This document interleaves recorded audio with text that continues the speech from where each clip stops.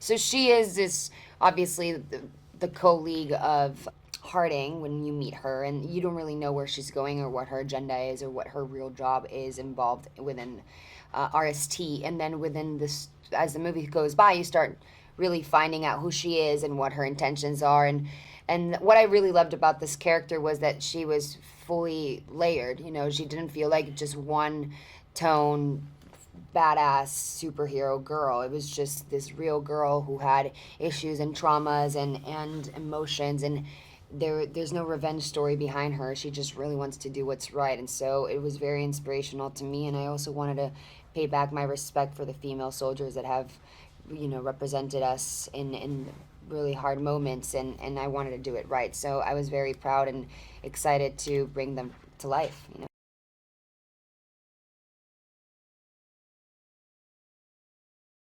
He's this very good ex-Navy SEAL. I think he was probably top of his class, and he's gone through this horrific trauma. And he's lost his legs, but through the RSD, he's been enhanced, and he has a second chance. But yeah, he feels angry at a lot of things. He's obviously upset that this has happened to him.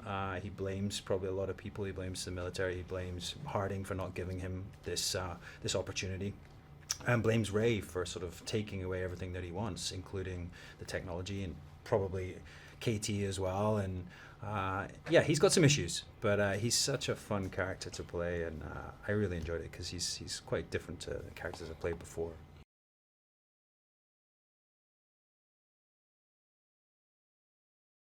He's the smartest guy in the room. I think he, just like today, but I think he's initially when you see this guy, he's a keep his head down kind of person. He's a schemer at heart, which leads him to doing some of the dirty work that he does with his superpower. But maybe there's a master scheme at play here for him, and I think you watch the film, you'll see some of those things play out. I think him spending a lot of time alone has formed a lot of his extroverted actions that you would see. Obviously, people who get human interaction know how to behave, and with this guy in particular, he doesn't.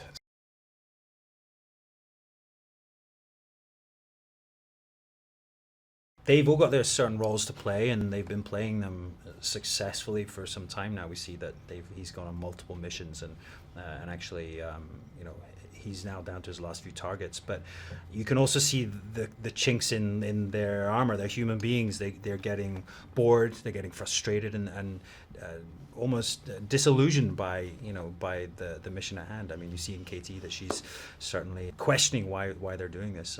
And for my character, I think Jimmy, absolutely, he's sick of it. He's bored, and he knows, he thinks he could do a better job. So it's these little details that when we were shooting it, it was kind of fun to do, because we'd reshoot the same scene over a couple of times, and you could mix it up slightly, and you start to see when the characters make mistakes.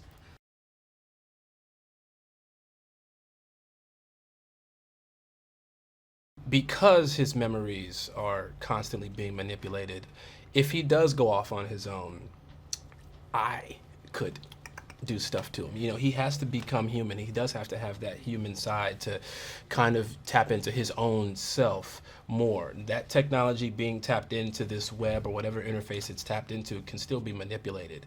I do think that is the cool part about the cinematic experience of Bloodshot. What or who can get control of him. Mm-hmm. I think the soul of him, though, there is there would be a joy in him going off on his own, because he'd go and do the right thing, and he'd be a lover and a fun person and all that stuff. But no, you got to tap into that brain and make him diabolical again. That's what I would do. I would use that power for 100% evil.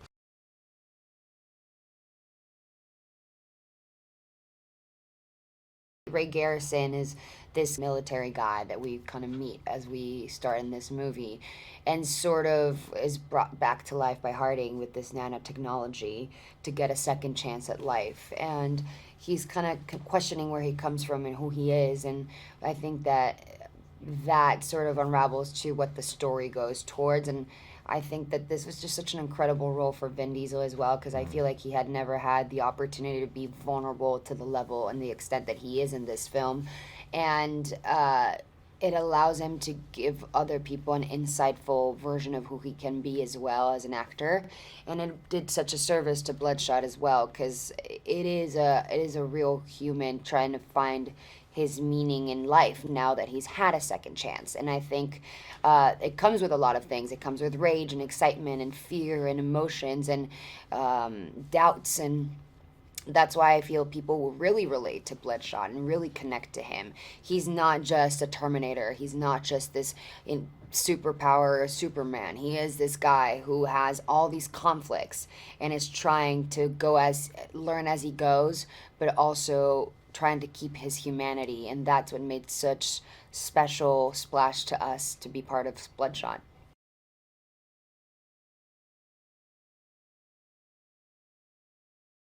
Watching this movie, it's so epic visually. I think Dave Wilson has done an incredible job. He, from day one, knew exactly what he wanted to do. He's made these incredible computer games, and he was the right man for the job. The action is incredible. The characters are really interesting and multifaceted. And honestly, you want to see this with everyone around you, because you're going to watch it once and then you're going to go, I want to go watch it again. Now you know the twist. You want to go back and see where those little nest eggs, those little Easter eggs are. Yeah.